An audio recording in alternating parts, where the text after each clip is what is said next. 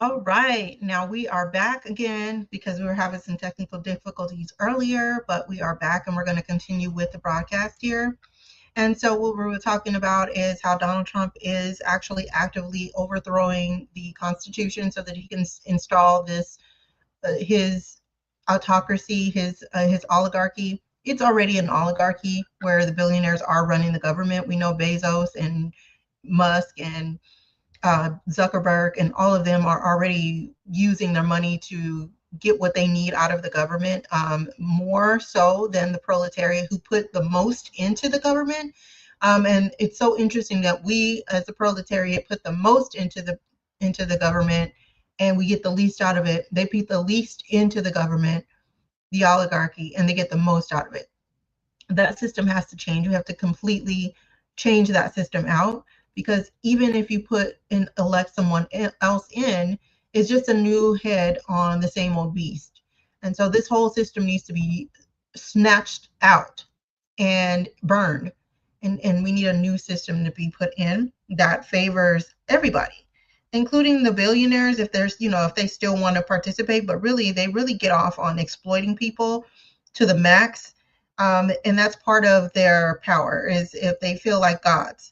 All of them think that they're Caesar or some sort of ruler like that.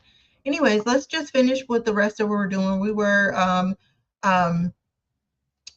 going over this presentation with Richard Wolff, and so let's finish that. Let's see here.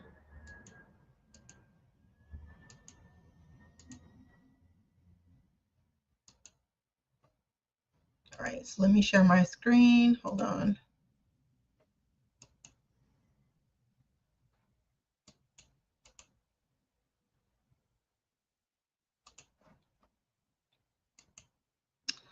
All right, so we're going to do this here.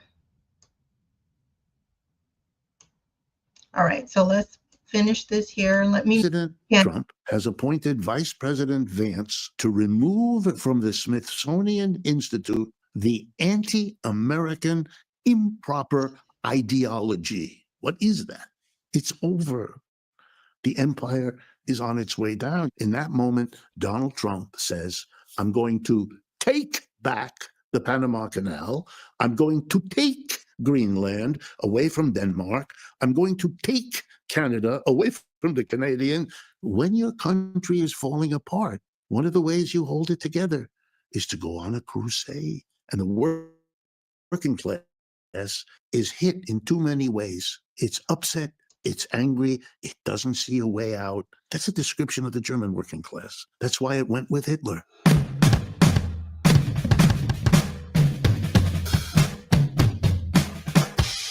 Today, I would like to talk about the decline of the American empire. This is a very provocative question, but first I want to say, whether you love Trump or hate Trump, though this more applies to people who hate Trump, I think it's just absolutely ridiculous to say that he's Hitler or he's as bad as Hitler when you look at what Hitler did versus what Trump has done. It's just crazy. Agreed. I still think it's a very interesting historical exercise to ask what parallels you see between Trump and Hitler as people, maybe in their rises to power, their regimes. That's not the kind of reasoning I do. It's just, I don't believe in it. It makes no sense to me. What's interesting is not these individuals, neither of them. Because Trump is irrelevant, as we spoke about before. Yeah, it's the situation. What he does is made by his circumstances, not by him. He is really, in a long chain of causation, he's the last step. He's not the first step. He's not even in the middle. He's trying to cope with 27 pressures coming at him in different ways. And if I knew more about him, I might make an educated guess which way he's going to go. But I don't. I'm not about to know him. I don't even care very much. I'm interested in the forces and how they are pushing him. Which way he finally goes, I can't know. And it's kind of idle speculation. The reason the German story is important is it gives you some sense of some of the pressures he's under. You've got a working class here that is very shocked. No one prepared them. That's a flaw of his culture. which of course no one is allowed to say. No one prepared them that there is an empire, that the empire is going to decline. Why? Because every empire in the world has. And do you really want to bet that this one won't? And if it might, could it be now? Could we? We cannot have that conversation. We just had a presidential election in which neither candidate said a word like that. Not Trump, not Biden, not Harris. Declining empire? Us? Who? Me? Not at all. They all talk as though we're deciding on doing it. We're the United States and we're making decisions. And look at Mr. Trump. Mr. Trump, in a world in which probably it is fair to say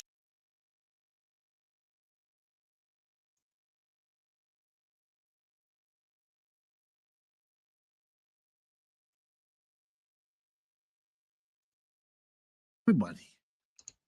It's crazy. How is Germany going to fight Russia, Poland, the West?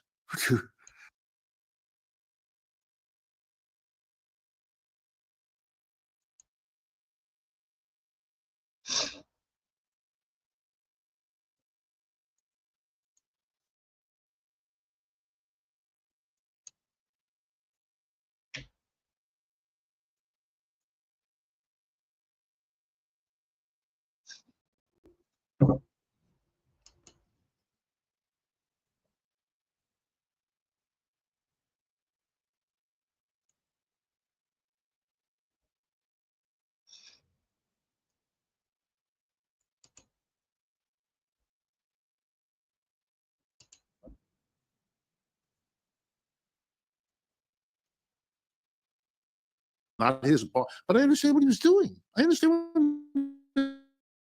Mr. Trump is doing. I think the usefulness of the exercise is to learn something from understanding it, to be more strategically adept at avoiding the worst outcome. Hitler, Trump is no Hitler. I got that. I agree with you about that. But he's under pressures that in one case led in that direction, and there are sure as hell signs that in this case, there are also some of them leading in that direction. Will they be strong enough? Will they engender a counter reaction? Who knows? Germany at the time Hitler takes power had extremely well-organized, very powerful left wing. Half the country were in the socialist or communist parties. These were parties that had armed detachments to fight in the streets, and they were disciplined in many ways, particularly the Communist Party of Germany. Our left is out to lunch. There are no organizations even remotely Now there's right there. What is the left doing? What is the Democratic Party doing right now? On here he's going to talk about what he's talked to some of his Democratic friends, people that he knows, and he asked them what are they going to do, and most of them don't know what to do, and this because they aren't doing anything. They're dancing on social media. They're doing fake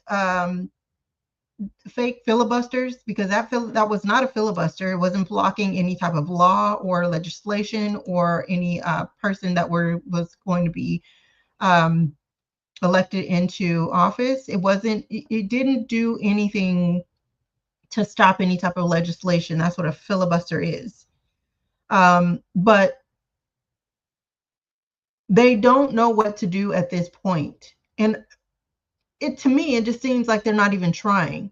They keep saying it's a messaging issue. What does that mean? What does that mean? What do you mean that it's a messaging issue? As in, you're not speaking to us right, or you're not talking to us right, or you're not telling us the bullshit that we want to hear, and it's not connecting? So the bullshit that you kick in ain't connecting. Is that what you're saying? Because the only thing the Democratic Party seems to want to do is kick bullshit. At the end of the day, what they should be doing is putting together legislation to counter some of the bullshit that Donald Trump is doing. So they're not doing that. They just recently introduced some legislation, but this is by far, they should have been prepared for this. And AOC said that she had seen this continuing resolution, this budget resolution, a long time ago. Why weren't the Democrats putting something together to refute this? The only thing that they're doing right now is, oh, well, we're just going to add some amendments. Amendments, that's the problem right there. Y'all are playing ball with them. There shouldn't be any amendments. Y'all should vote no on everything. Y'all should be doing filibusters for this. They should have been doing this, and then y'all should be introducing your own legislation. In addition to that, the proletariat, we need to link up. There's different things that we need to be doing. We need to draw back from the dependency on the federal government. The federal government, they should not be able to take our programs, take our jobs, take our wealth, take lord over us as if they're God. They should not be able to do these things.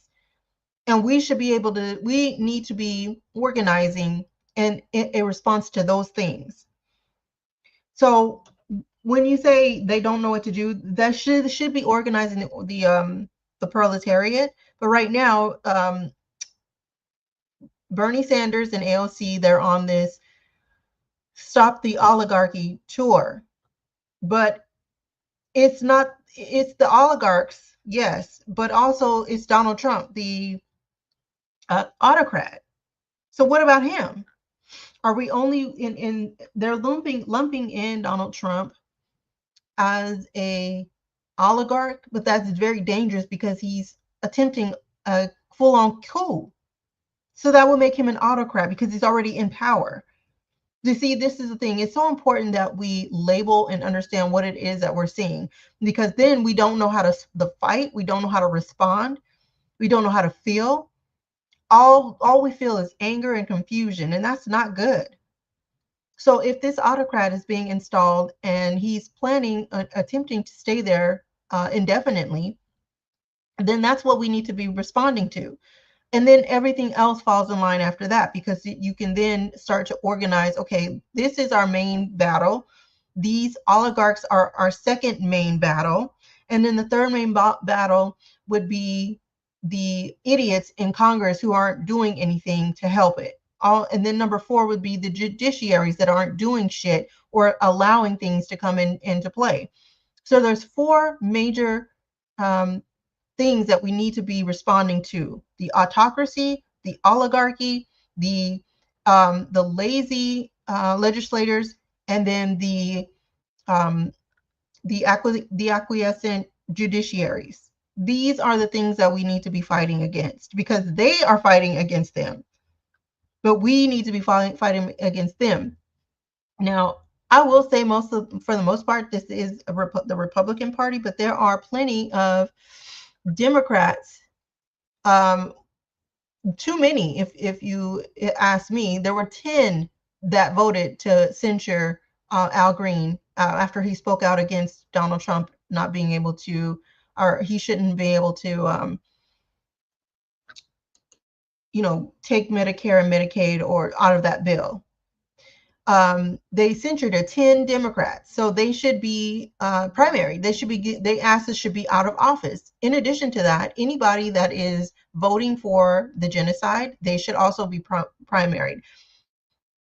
These we should be getting big money out of politics, but that's not the main fight. The main fight is getting these legislators out, because we can't get big money out if we can't get the legislators out, because they have to vote it in. So there's so many things that we can be doing and that we should be doing, and all of those things require the proletariat to, for us to organize what we're doing and who we're fighting, how we're fighting, why we're fighting, when we're fighting. The autocracy, the autocrat in office, Donald, the shit show Trump, the oligarchs, all the tech bros and the finance bros, the incumbents that are legislators that are going along to get along. Whether you're scared to do it or not, you need to stand up and fight for something. We need to be responding to them, and then we also need to respond to the judiciaries that are allowing things to happen that should not be happening, including the Supreme Court, including them, because they're doing some dumb shit too. So we got a hell of a fight, but we need to understand what it is we're fighting and why we're fighting, when we're fighting, and then how we're going to fight it. And it has to be a sustainable fight. It cannot be a one and done. This didn't happen overnight. So this isn't going to be fought overnight. But let's continue with the video.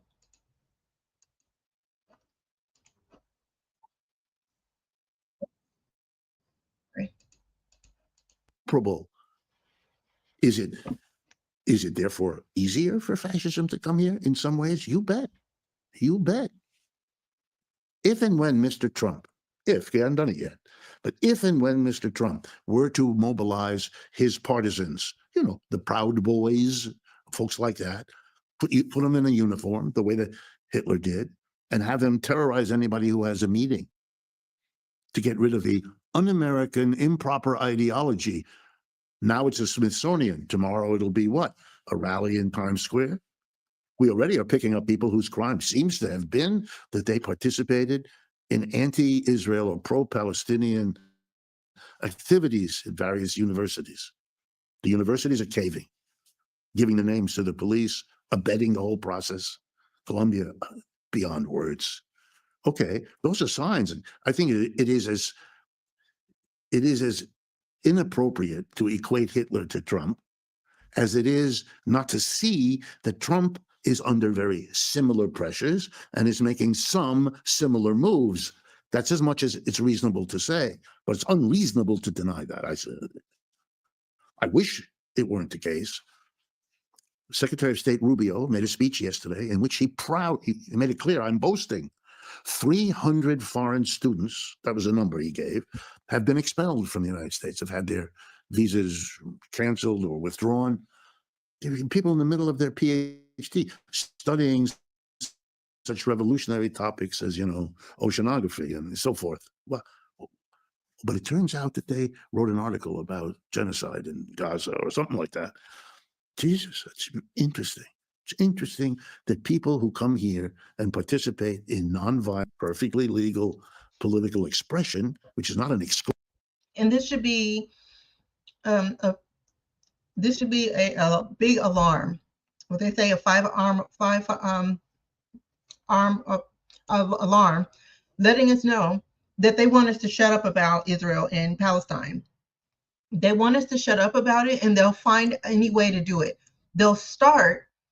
They will start with the people that they can, the most vulnerable, the weakest among us, those that are here with stipulations. Those are the people who they're going to pick out first, and then they will find other measures to shut you up. And it doesn't have to just be with Palestine. Anything. So that's why this is important for us to. Yeah, maybe that's not my community. Maybe that's not something that I'm particularly invested in per se. I am invested in the preservation of human life, but maybe I'm more focused on one thing or another. But this should concern us all because they're trying to figure out. They're going for the low hanging fruit.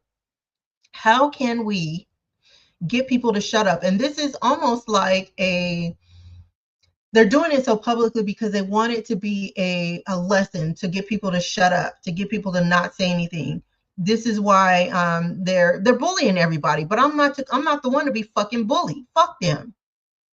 And the more I think about this shit, the more it pisses me off. Like at the end of the day, they are big bullies that are trying to install a sort of like an autocracy, but they want eventually everybody to be in some state of slavery. That's the bottom line to this all. Ultimately, they want everybody to be in a state of slavery, and I mean extreme slavery, to where you're in slavery. That's what this is all leaning or going into. So let's finish this up here. This is a long, you see here, 3 hours, but we're not going to go over the 3 hours. Polluted activity by anybody are now being able, and that nothing is happening. Nothing is happening. Very few people saying much about it. The Democratic Party is DOA. It's not even there. Mr. Biden seems to have vanished into thin air. Kamala Harris And that's so winning, crazy. Because in my opinion, are y'all here to help people, or do y'all just want to be the president of the United States? It's looking like the Democratic Party only want to be in office. They don't actually want to help anybody. And that's the problem with the Democratic Party. They don't actually want to help the proletariat. They just want to be there in office. And that's two different things. This is for me, by the way, you're heading into the greatest crisis the Democratic Party has had in a long time. The progressive wing of that party, it cannot continue much longer the way it has. And that's, they may not recover. I can't tell you the number of people that have contacted me talking about new parties, third party. I mean, it's off the chart. That doesn't prove or guarantee anything, but it is an interesting phenomenon coming out of this situation. And even the Republican Party may not be able to. You can see senators already over this, what are they calling it?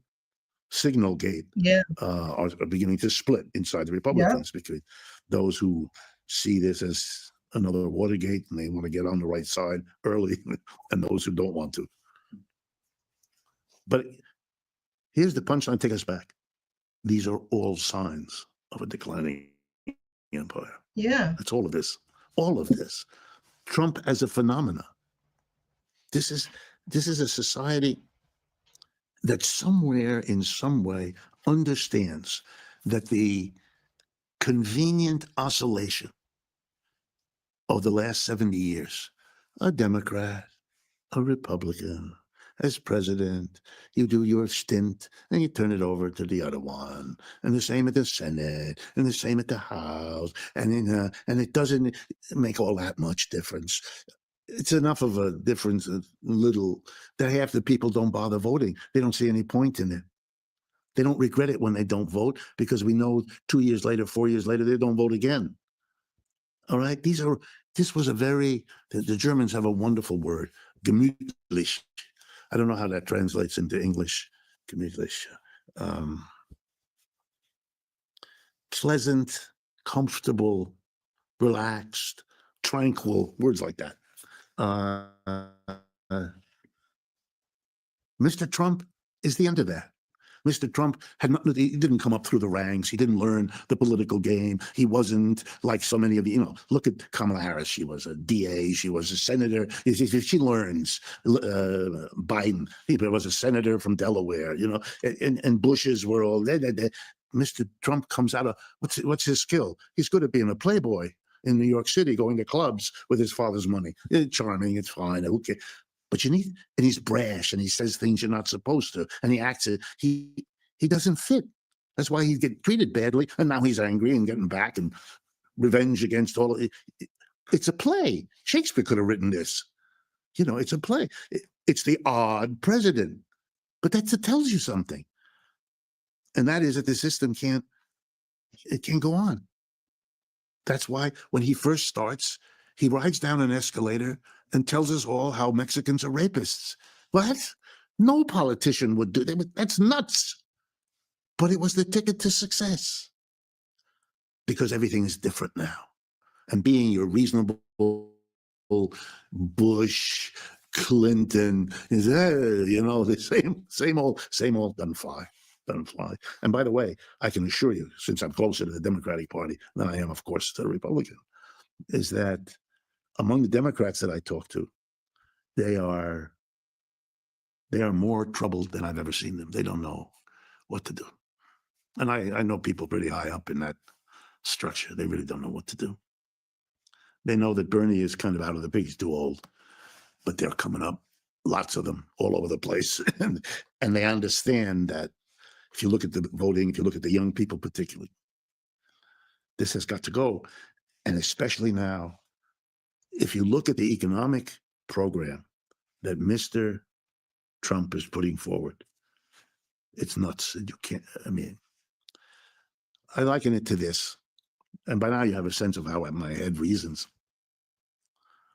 The best image from Mr. Trump's economic policy is from football. You know what a Hail Mary pass is? That's his policy. His policy is a Hail Mary pass. It's when the game is nearly lost, and you've got only enough seconds for one more play. So you tell your receivers, I want you all to go out and go over in the left-hand corner of the field, close to the end zone, but not yet. I'm going to heave the ball there. There's going to be 3 of you and 3 defenders, and you're all going to go for the ball. It's going to bounce around, and hopefully it'll come down in your hands, and then we win the game. You fall into the end zone, we're done. That's it. That's where we are. Why is this his economic policy?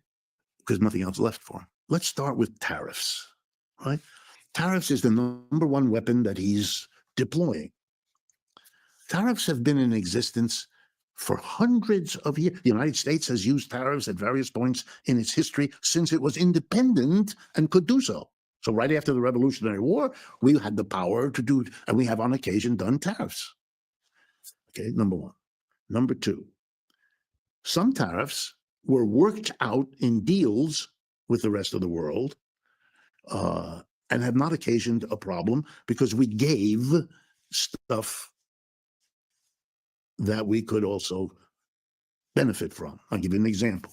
In the 1960s, there was a really serious struggle when the United States wanted to levy tariffs on foreign automobiles.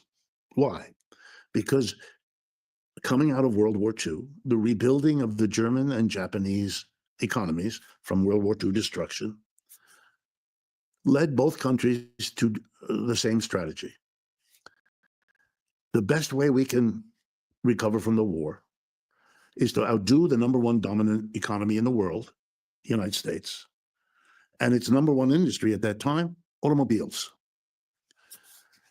If we can't do that, they're going to dominate forever. That's our task. That's our goal. That's our measure of success. Can we produce a better car at a lower price? Enter Volkswagen. By the way, Hitler's project, Volkswagen. Volkswagen in German means the people's car. Toyota, you know them. You know the Japanese. We all know them now. They started to come in. There was the romance of the VW Beetle, the little round one. And the auto companies went crazy. Detroit, which was our auto center at that time, was the dominant success story of American capitalism. When foreign dignitaries came to Washington, and the president would fly with them to Detroit to have them look at a Dearborn or look at the Ford plant or the GM plant or the Chrysler plant. Look here, look at this technology. Look at the workers, how satisfied they are. Look, we got a significant number of black workers here. See, we're overcoming our racial, it was half bullshit, but half genuine, justified. And there was a horror. Our dominance would be undone because the VW was a better car at a cheaper price. And the Japanese came shortly thereafter. And so a deal was struck. Here's the thing. We're going to put a tariff, but we won't put it on every car. And we'll put it low on regular cars. But you got to give us one thing. We're going to put a fat tariff. And in exchange, you can put a tariff on some of our agricultural products. Europeans were interested in preserving their agriculture, particularly their chicken production, and Americans are good at making chicken. The chicken is no good, but the cheap price is spectacular. Anyway, long story short, a tariff was attached to the pickup truck, a big one, 25%, compared to all the other sedan, 2.5%. That tariff has been in effect for half a century. You know why Americans celebrate the pickup truck? Why, every He-Man has a pickup truck? Because it's a symbol of masculinity? Not at all. You had to train the American buffoon to want that truck. You know why? Because the profit margin on the truck is way better than the profit margin on a car. And why? Because of the tariff. That's why you don't see very many foreign. The pickup truck that has the name Toyota, that was made here to escape the tariff. It's just, so there's nothing new about it. And therefore there's a literature, many more books than you have on your shelf here about tariffs. It's been it's a segment of every course in international trade ever taught. And I've taught them. The library's full of enormous studies of every tariff there's ever been. Studies. Did it work? Did it fail? Why did it work? Why did it fail? And here's the conclusion. It'll save you a lot of time. I've done the literature. I've taught the course. We don't know is the answer. The effect of a tariff depends on the context within which it's said. It's a little bit like the phrase, oh shit. The impact of saying, oh shit, loudly in a group of people depends on that group, who they are, what they're used to. They'll either be horrified or they'll give it no notice, right? It depends on, that's what a tariff is. So when the president says, I'm going to do this, I'm going to tariff, it's going to have this result, you're talking to a moron. Somebody who's talking right out of the other end because has no idea what he's talking about. What will be the effect of the tariff on Canada? I don't know. And I know he doesn't know. Right? It could be, there's the Hail Mary. Could it get him the result he's hoping for? Yeah. When the quarterback heaves the Hail Mary pass, could it be end up caught by his tight end? Possible. Possible. Mr. Trump's policy, if he's luckier than I don't know who, could work out. But as a policy, with his, bravado explaining that it's so pathetically absurd that people like us, and you don't have to be a leftist to understand it. Any half-wit trained economist knows this is first-year economic class in college stuff, right? He either didn't have it or he's forgotten it. You can't do this. And so I'm here to tell you that the consequences of the tariff could be a serious boost to inflation here. Because remember, a tariff means stuff coming into the country costs more, right? A bag of coffee coming in from Latin America or from Mexico, for example, costs $100, let's say. He's going to put a $25% tariff. You're going to have to pay $100 to get the bag of coffee, plus $25 to Uncle Sam. That's the tariff. It's a tax. Mr. Trump often says that the tariff is paid by the other country. This is wrong. It's not paid by the other country. It's paid by Americans. Nobody else is billed. The United States can't bill another country for a tax. It's not the way the system works. Nigeria cannot bill us for taxes their legislature passes. It's not the way it works. Okay, so now the coffee will cost to the American buyer $125. Let's say the American buyer is a company called Starbucks.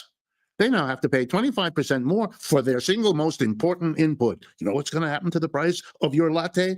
The inflation is going to get major worse.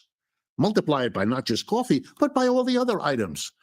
Our biggest trading partners are Mexico and Canada, the two countries hit with 25% tariff. Those are the biggest sources of imports into the United States. So you could have here a sudden shock.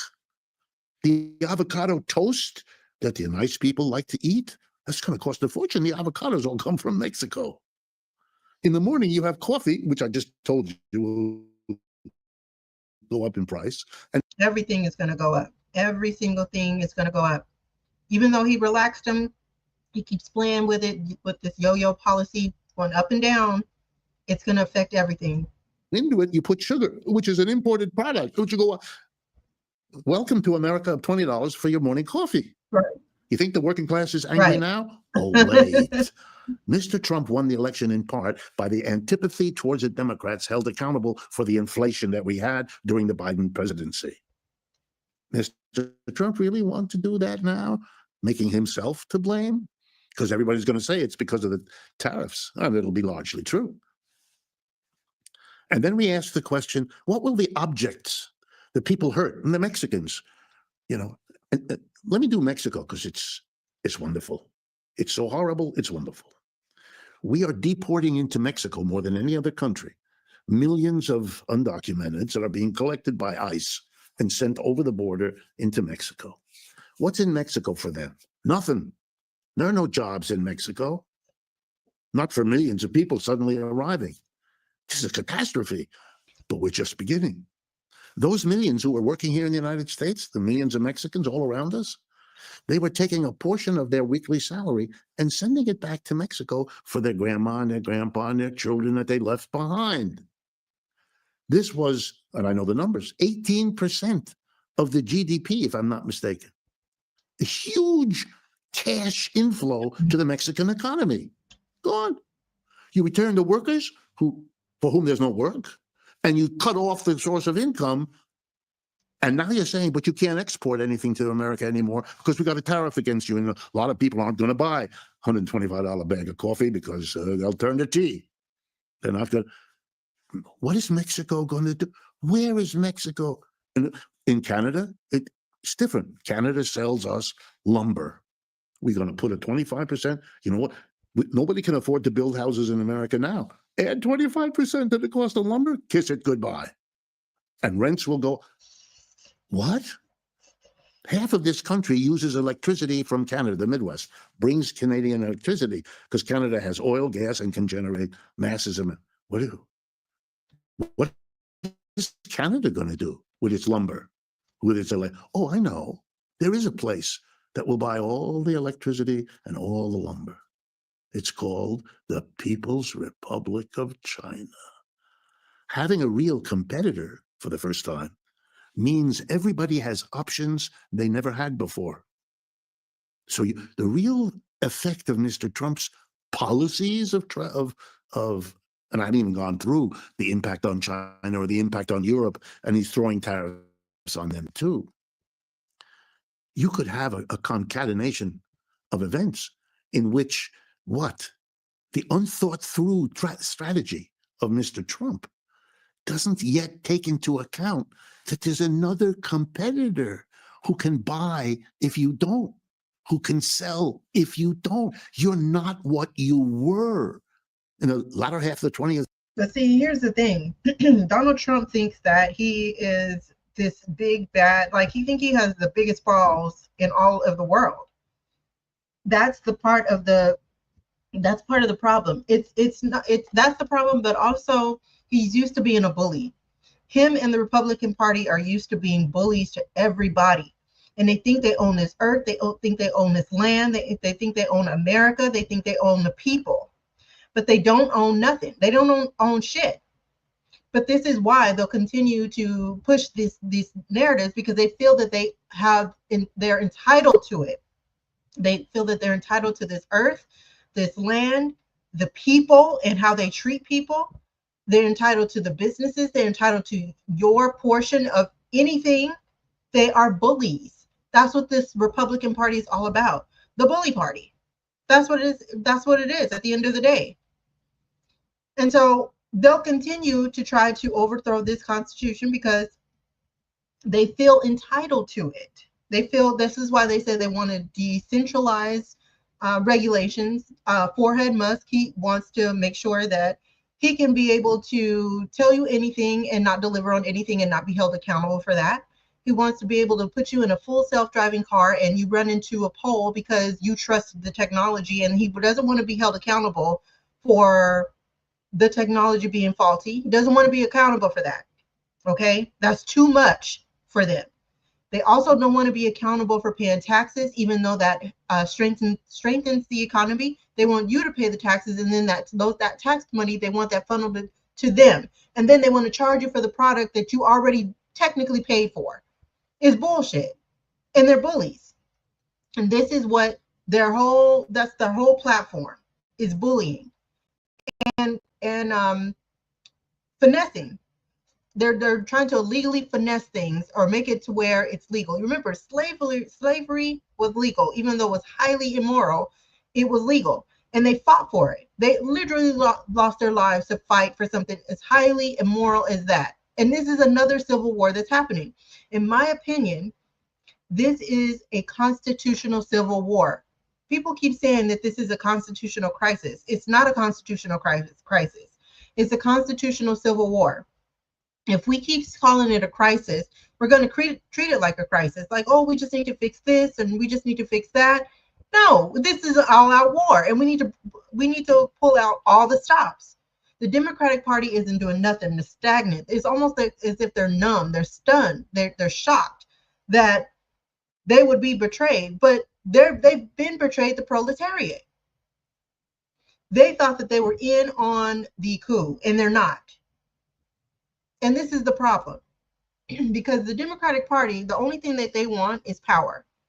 The only thing they want is to sit there as an incumbent, and they don't want to do anything for the proletariat. This is why the programs are falling short. This is why there's more and more people becoming homeless. There's more and more people driven into the poverty category. There's more and more people that's not able to save and do things that they need to do for their families. We're being pushed more and more to the brink of the slim pickings of life. Life is being so hard. You know why? The reason why abortion is so coveted in this country? Because people cannot fathom bringing people into a world as we see it today. That's why. Nobody wants to bring a child in, and sex is a sort of a escape thing. People use it as an escape, and so they're having sex, but they don't want to actually bring children into the world, not because they're not capable, not because they won't be good parents, but because they don't want to bring people into a world that looks like this. And part of that reason is because of these Republicans that think that they run everything, that they own everything, including people. So this shit got me hot. Anyway, so let's just continue with what Professor Richard Wolff is saying, and he's talking about how the economy is declining because of what Trump is doing, but not only that, this has been in the works for quite some time now. And the reason why it's been in some works because they feel that they're entitled to the earth, especially the United States. And they feel entitled to be able to exploit people. You and me exploit our work and exploit our time. Wage labor is a scam to me. That's a scam. You should not be paid pennies on the dollar for an hour of your time when we all know that time is the most precious resource that we have. We all know this. But to say to do wage labor is to say my time is more precious than your time. And that's inaccurate. That is incorrect. But let's continue here with Professor Richard Wolff is saying here. The century, it all made a kind of sense. The United States says jump, and everybody asks how high. But we're not there. It's over. The empire is on its way down. You can live with that. You can make that decline manageable. You can avoid a trauma, or you cannot. For every example of an empire that went down traumatically, I can give you one that didn't, and vice versa. That's a choice we have if we take it seriously, which our leaders do not. So they're doing this, the retaliation. I mean, Canadians are en masse changing their summer vacation plans to not come to the United States. It's an interesting moment. Why? They're so shaken. If you would be so kind to please like the video so that this gets pushed out in the algorithm. We need more people to hear this message on how we're going to respond. This isn't just about teaching. We're going to be putting together a package to respond to what's going on. Thank you. You can like the video. By all the rhetoric and everything. But that hurts our tourist industry, which is a significant industry in this country. You know, 6 Canadians were planning normally to come to that resort or to be part of the sunbirds that come to Florida in the winter, but they're not coming anymore. You know, and those people in Florida with their, you see, did you see what Mr. DeSantis did? This is another, he's the governor of Florida. He gave a speech 4 days ago in which he said, well, we got a problem here. We're deporting immigrants. But they're the ones who pick the fruits and vegetables upon which the Florida economy depends. But I have a solution. We're changing the law so children can go to work in the fields. That's the end of an empire. Right. That's what and happens. Also, that right there is grade A level bullshit. So your child, not their child, not these governors and these senators and these House of Representatives, their children ain't going to go work out on the field. Your children are going to go work out in those fields. And not only that, they're going to get paid even less money than you are getting paid, even though you're getting paid pennies on the dollar. This country is going back, like, you know how there's Back to the Future and they go fast forward into the future? We're going fast forward into the past. This is absolutely absurd. The bullshit that this Republican Party, the Republicans need their ass whooped for this bullshit that they kicking. And no one says boo. 14-year-olds will now be eligible to work until I think 9 at night. I mean, all kinds of things that the law forbade for children before. We're going to have child labor. And it's going to be good because you see, you can pay the children as little as you got away with paying those immigrants. Yeah. Jesus Christ. Yeah. How many symptoms do you want to see before you go to the doctor? Some bullshit. How many things are Some you going to straight face bullshit. before you realize you got a different problem than the one you thought you had? And all of this, let me put it to you this way. If everything is going your way, you can afford to make mistakes, misjudgments, because everything is kind of going your way. So yeah, you forgot to take care of that, but that's happening, and that's good, and that'll kind of compensate for the boo-boo you made, for the mistaken judge. And the problem is that's true. That is true. And the United States had that for the second half of the 20th century. But now the wind is going the other way. Everything's going down. There's no slack anymore. There's no space.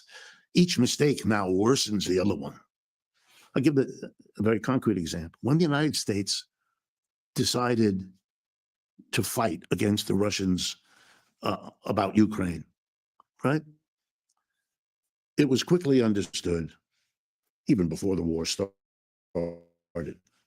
that Russia has, if not the greatest nuclear weapons in the world, second to the United States, and not a distant second, if it's at all second, which means nuclear war is out. You couldn't possibly pick a worse choice than Russia to have a nuclear war with. I mean, pick China, pick anybody, Russia's got them. So there's not going to be a nuclear war. The two sides understand that would be crazy. Neither of them cares enough about Ukraine to run such a risk.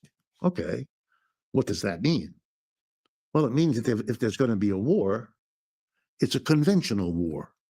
Army, Navy, Air Force in a war. Okay. But then you don't want to fight Russia because Russia has a fantastic record in these kinds of wars. I mean, Napoleon tried and got defeated. And Kaiser Wilhelm tried and got defeated. And Adolf Hitler tried and got defeated. Do you really want to fight the Russians in an armed conventional war? The United States understood that. They really did. So they came up with the great way to victory: sanctions. Russia's a small economic unit. Russia's dependent on exporting oil and gas. We are the United States, and we have allies, the Europeans, and we're going to say to the Russians, we're going to sanction you.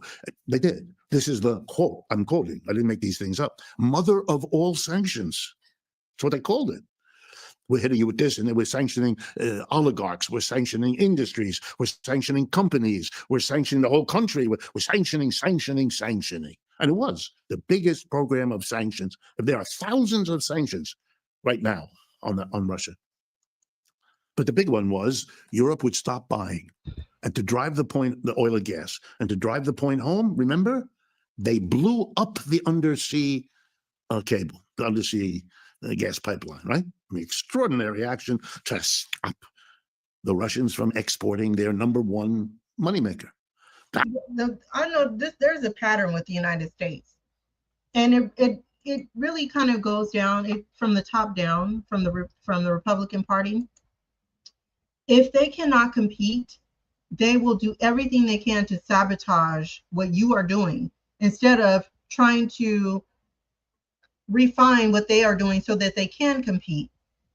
Instead of actually competing, they will sabotage you and then keep going with the shitty product or service that they have.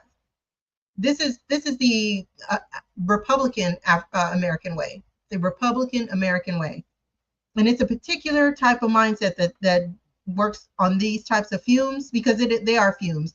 This is not a sustainable way to conduct business or to be a person in life or conduct life. But this is their main. This is the way that they operate. If they cannot compete, most of the time they cannot, they will expel the thing that they cannot compete with. This is why they did away with DEI.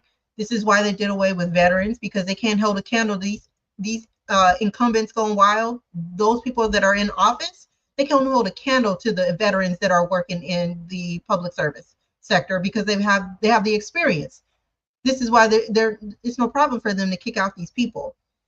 But that is the long-standing business plan for the Republican Party. If they can't compete, then they expel, sabotage any way that they can, get them out of the way, because it's not about competing because you have the best product. It's about competing because you're willing to do the most ruthless, inhumane thing that you can do to win.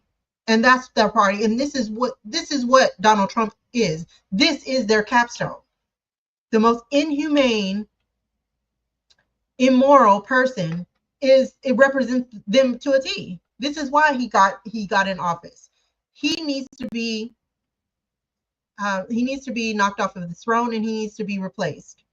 Also, this system needs to be replaced. So not just the beast that his head sits on, but him and the beast, the system itself needs to be replaced.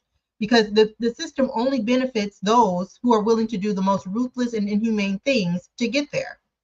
That's why people are continually. This is why we continually see the same thing, because only the most ruthless survive this system, and most people are unwilling to do that. Well, why should we have to be ruthless to our brothers and sisters to survive? It's absolutely absurd. It's bullshit, and we don't have to accept it. We don't. That was going to bring them to their knees. The president said so. What wasn't calculated was that the Russians have a way to avoid the impact of the sanctions. Not the usual way, because sanctions are quite easy to evade. There's a book, I forget the author's name, but there's a book a few years old, which is a study of sanctions. And the whole point of the book is to show you, done by some academic professor somewhere in the United States here, the whole point of the book is to show you that the sanctions never work. Country after country, he goes to, it's very good analysis. Anyway, it's not that. The mistake made by Biden and his people was not to understand the importance of China and its allies, known as the BRICS. You know, Belgium, Brazil, Russia, India, China, and South Africa, and the dozen other countries that are now part of that. What Russia did is say, okay, I don't have to sell it to you. I'm going to sell it to India and China. End of you lose. I got my money is coming in. Here's the joke: when you sell it to India, it just goes on another ship and goes right back to Europe. Russia's still selling its oil to Europe. It's just a new middleman. Yeah, but the beauty, they never understood, because they didn't understand. They didn't understand that if you don't handle intellectually the change in the world, you're going to make catastrophic strategic mistakes. They lost the war in Ukraine. Russia now occupies a quarter of that country. They lost because the sanctions didn't work. And they didn't work because you didn't understand what this new configuration of the world economy is. So your sanctions aren't going to work. They're not going to work for 5 minutes. They don't even have to sneak around. They got these two monster countries. China and the BRICS is 55, I believe, % of the world's people. The United States has 4.5% of the world's people. You can't overcome that. That's just light, that's light and day or whatever. It's just, you got to face this. You can't pretend. You are not in the 1960s and 70s. You're just not. But we live in a country of, as my psychotherapist wife says, denial. And what we got is a country and a leadership that is committed deep down to denial. It's like watching the Europeans now. They couldn't defeat the Russians with the Americans backing them up. The Americans have now pulled out, and they're babbling to one another how they're going to do it. That's a joke. Not even a good one. That's a joke. That's so pathetic. It's painful. It's embarrassing to watch you talk. Keir Starmer, a relatively new prime minister in England, is wanting to send troops to Ukraine. You want to go down in history as the shortest prime minister ever? You do that, you idiot. What? What is it? These are not stupid people. I don't mean idiot in that way. It's just, this is an idiotic. It's like the Hail Mary pass. We can do better than that. We are not in the last 2 seconds. We are not. Don't do that. Don't.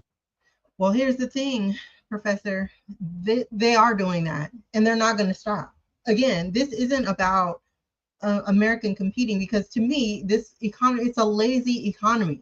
They would rather do the take the path of least resistance by cutting all the government spending and the government jobs. They'd rather do that.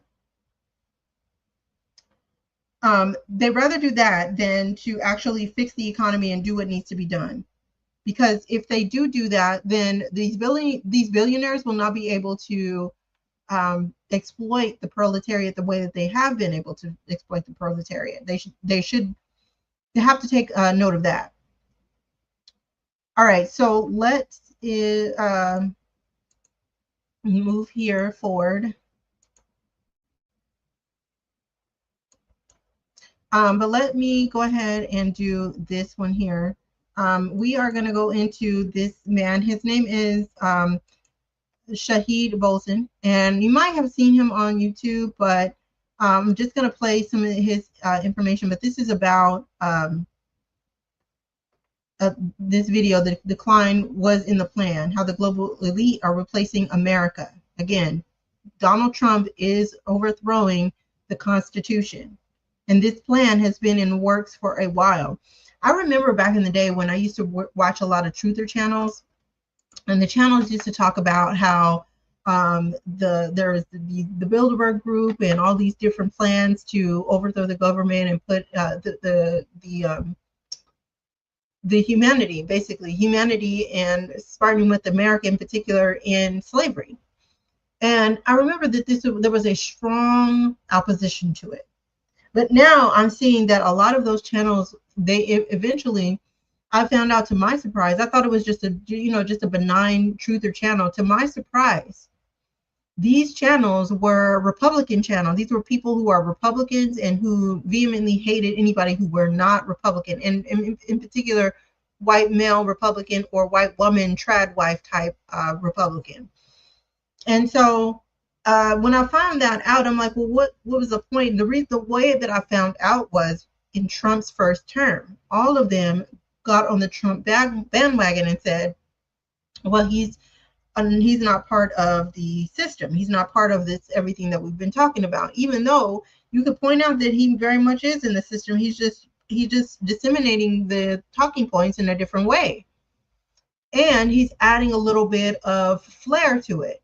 So he's saying, oh, this is fake news. This is when his first term came. Oh, this is fake news. Oh, they are out to get me. Oh, and then he started pandering to these right-wing truthers, these QAnons. Now, I never got into the QAnon thing, so I don't really know too much about that. But what I do know is that they believe that they believe some really weird conspiracy theories, and they only believe it if he drops some sort of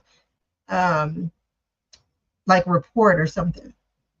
I don't know. I never got into the Q thing, but I was a part of the truther movement back in the 2010s when they were talking about when Alex Jones was before this whole everything is fake thing. I never believed that everything is a false flag, everything is fake. And that's probably where Donald Trump got that from, because Alex Jones was a supporter of his, and then also William, gosh, I forgot his name, but he was one of the very first truthers, and he was talking about 9/11, and I remember going down that rabbit hole with 9/11, and quite a few different programs that I would listen to, Ed Opperman, the Visigoth, just a lot of different people, truthers, to find out, not all of them, but just to find out that they were all on the right-wing bandwagon. And it ignited, I understood it once Trump started to run for president. I was like, oh, wow, okay, I didn't know that this was a thing. I didn't know that I was in these circles, but I was. And then it became apparent to me that they weren't actually against the things that they were talking about all these years. They were only against who was going to implement it. So if Trump was going to implement it, they were fine. But if a Democrat or a woman or a black man or anybody else was going to implement this type of slavery, they would not take it. They would only take it from a very, very rich, perceived as rich white man, a heterosexual man. That's the only way they would take it. And in my opinion, in my opinion, that was one of the smartest moves that the opposition made, was to make sure that the implementation of this slavery system was done by a very rich, perceived to be very rich white man that is heterosexual and that is very racist. He's very overtly racist. That is what we're seeing today, the continuation of the installation of this slavery program. And what is required for that is that the Constitution must be overthrown, because slavery was abolished in the Constitution. Not only that, the hoarding of your specific resources. So this is why they're taking away the Social Security and Medicare. They're going to take away all of those things, because again, you're not going to be a slave if you actually have resources. Slaves don't have resources. So if you have any type of resources, this plan is not going to work. So if you have a resistance that is opposed to slavery in any kind of way, and that is going to really legitimately just be a legitimate opponent to the system that they're trying to install, they're going to back down because they're not going to have enough power. It's not just the Republican Party. They are in the occult straight up, and so they're calling on some dark forces to get these things done. But anyway, I just wanted to talk about that, and then also let's get into this next video with Shahid Bolson, and we're going to hear his opinion. Now, he is a Muslim. I'm actually a Christian, but he does have some very interesting things to say. I'm not a Christian nationalist, just to be clear. But let's listen to this. It doesn't matter. It doesn't matter. Lift the tariffs, pause the tariffs. It doesn't matter. The damage is done. Confidence in the global markets and trust has been demolished at this point. And that was the point. I mean, the point is American isolation. That's what's happening. And that's what will happen.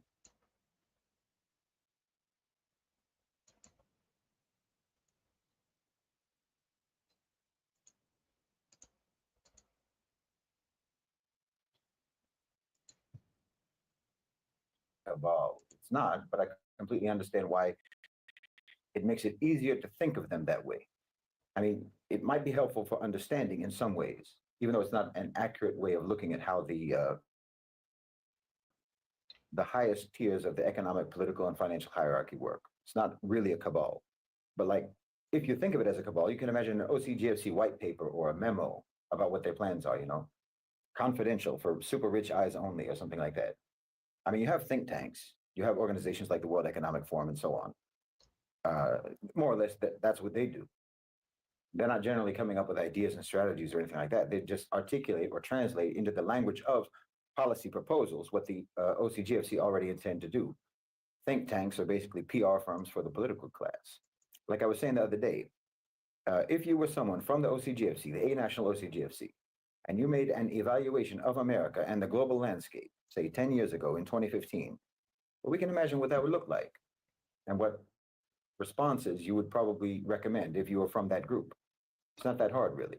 You'd be sitting in a boardroom looking at macro trends, political forecasts, demographic data, capital returns, and of course, the viability of maintaining control, of sustaining dominance without destabilizing your own structures.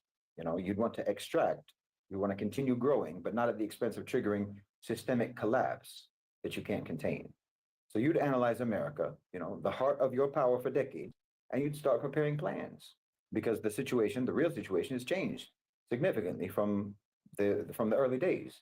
So if you're someone from the A National CGFC, the owners and controllers of global financialized capital, and you made an evaluation of America and the global landscape from around 2015, you'd have some very stark conclusions. The trends were all there. The writing was on the wall.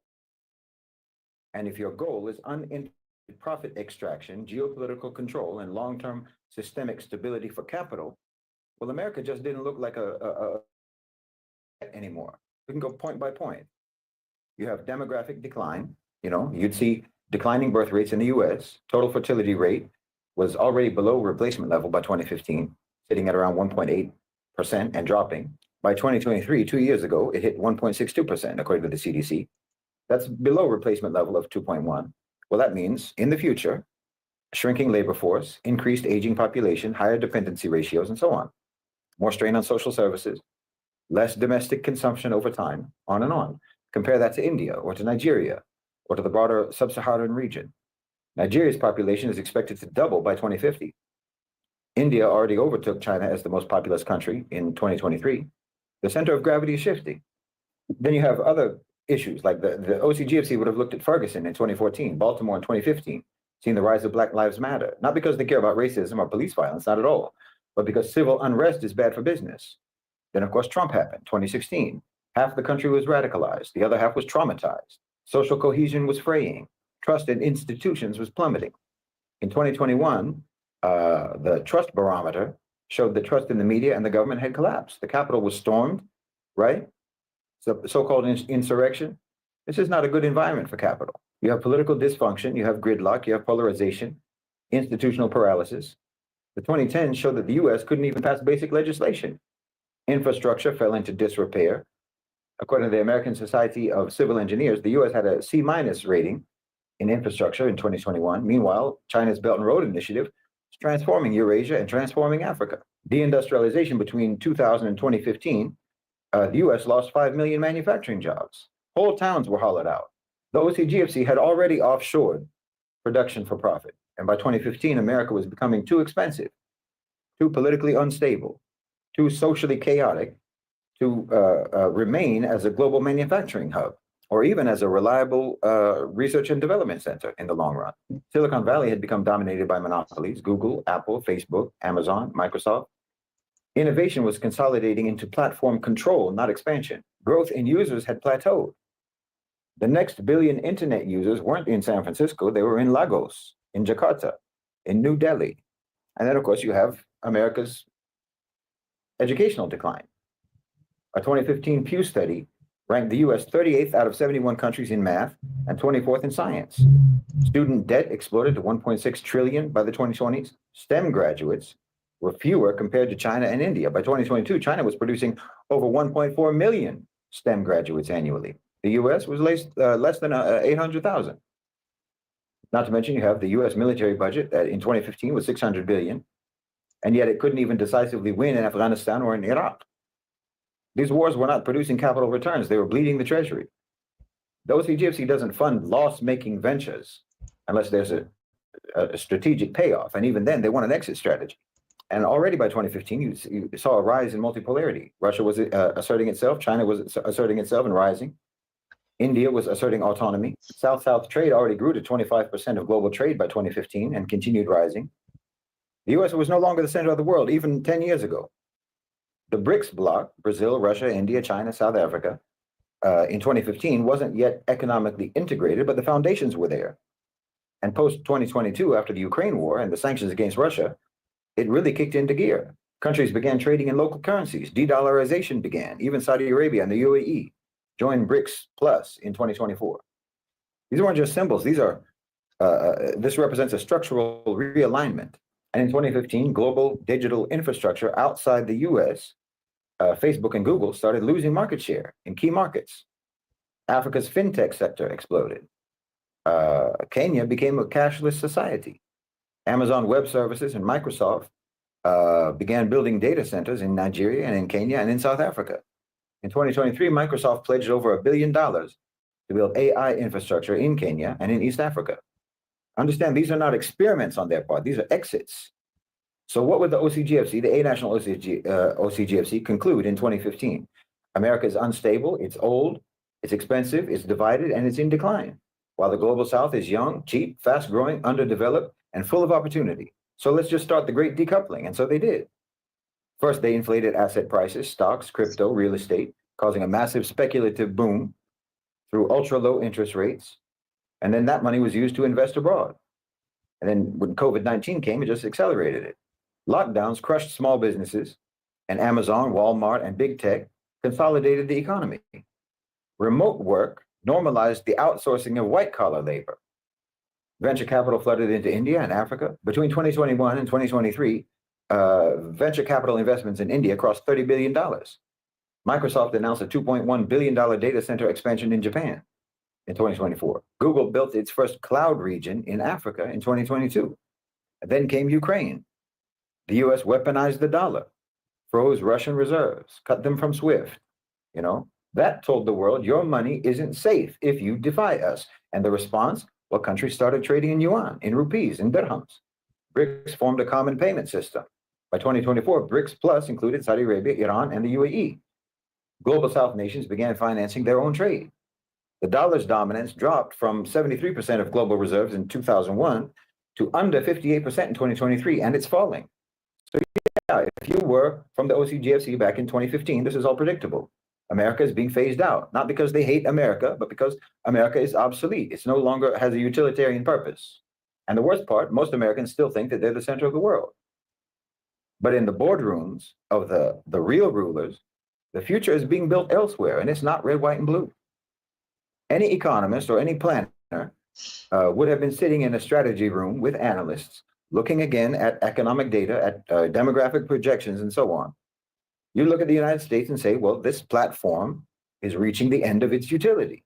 The cost of maintaining hegemony through this particular nation state are starting to outweigh the benefits. It's aging, it's divided, it's expensive to manage, it's politically becoming unstable. So if you're part of the OCGFC, what do? You don't outright destroy the US, but you phase it out. You extract what's left, you wind it down. That's not a conspiracy theory. That's economic logic. The US had served as the central hub of capital expansion for decades, but by 2015, it had already passed its peak utility. The OCGFC began transitioning towards new centers of gravity, young populations, deregulated markets, resource-rich regions, primarily in the global south. So you gradually want to move R&D and manufacturing out of the US, and that's what we've seen. Not only low-skilled labor, but also high-end production, innovation hubs. Investments have been relocating. I don't know if you know, tech, R&D, pharmaceuticals, chip production, even advanced robotics, gradually shifting out to Asia, to India, to various pockets in Africa, where you can build without oversight. At the same time, you've got to keep the US population passive while you're doing this. That's where you need fragmentation, cultural division, political polarization, racial antagonism. You pump identity politics to the front of the national conversation. So people fight each other instead of paying attention to whose asset stripping the country. And then you get a gift. They got a gift, a perfect gift. Like I said, COVID-19. I'm not saying that the OCGFC created the virus. I'm saying that they did, though, instantly recognize how to use it. They weaponized the pandemic. It was never about health for them. It was about behavior. It was about the opportunity to impose sweeping restrictions on movement. Exactly. So restrictions for you and deregulation and no restrictions for them. This is the thing that drives me, because I really feel like if we don't do anything about it, it's gonna continue until we're literally in in a enslaved system way more than it is now, and we're all gonna be like, how come nobody did anything? How come nobody said anything? Or how come nobody put nothing together? And I think that the best thing that we can do right now is coalesce and put something together to fight those things that I told you about earlier that are the real issue. Right now, the issue is it's basically a 5-tiered problem. It's the autocracy, who Donald Trump is already in power, so he's installing autocracy. You have the oligarchs who are backing him financially and in power with their connections and their network. Then you have the legislative branch who are going right along with this stupid ass plan that they're trying to install. And then you have your judiciaries who are willingly going with the flow, who are just going ahead and approving some of this bullshit that Donald Trump is trying to push through. And then you have the proletariat that is on the side of Donald Trump, who has no problem with him doing what he's doing, either here in the States or across the country. The fact that he's continuously joking about having a beach on in Palestine, or his warmongering when it comes to Canada, when it comes to Mexico, when it comes to Greenland. He's very antagonistic towards those countries, and for no reason. They didn't do anything. They didn't do a thing. But he's also antagonistic to the people here in the States, DEI. He's directly, now culturally or socially, that means Black people. But logistically, Black people don't get any of those resources, or if they do, it's very, very small. It's a very small number. Logistically, that means everybody else that isn't a straight white man. And so that right there is ridiculous at its core. We're not, so I'm not really fighting against to have that reinstalled, but I am fighting against the notion that he's specifically socially talking about us. We're the problem with, he thinks that we're the problem with this country, but he and his ilk are the real problems of this country. And so those are the 5 things that we're fighting. We're fighting the oligarch, the autocrat in office, the oligarchs, fighting the legislative branch that has power enough to allow him. They can introduce new legislation, but also pass through legislation that he wants to get in favor of the oligarchs himself and those legislators that are helping to push this through. Also, the judiciaries that are involved with pushing through this bullshit narrative and policy that he wants. And then the proletariat on the ground who decides that they are going to go ahead and go along with what Donald Trump is doing. I think all of it is incorrect, it's inaccurate, but most of all, they're doing this because they're bullies. And the one thing that they want you to do is to beg them for resources, because it makes them feel like a god, because God provides resources. So if you beg them for Medicare, Medicaid, I'm not saying you shouldn't fight, but if you beg them for this or any other provision, this is going to cause them to feel like they are gods, or like they're in power of some sort. And so that's the thing with this whole structure, this whole setup. And I think that the Democrats are, if they don't really identify what it is that we're facing, what we're fighting, or what we're up against, or what's up against us, they're never going to be able to fight back. And I think that, I don't know if they even want to really dismantle what we're actually up against. But that is the end of the show today. For today, I'll be back on here a little bit later, and we'll talk about some of the other things that are going on. But I just wanted to drive home the fact that we do need to we have to put something together to fight this back. And those are the responses that we need to have something for each and every one of those hierarchies in this system. So those 5 hierarchies are doing whatever they can to keep the system going. All right. Thank you for your time. You enjoy the rest of your day. Bye.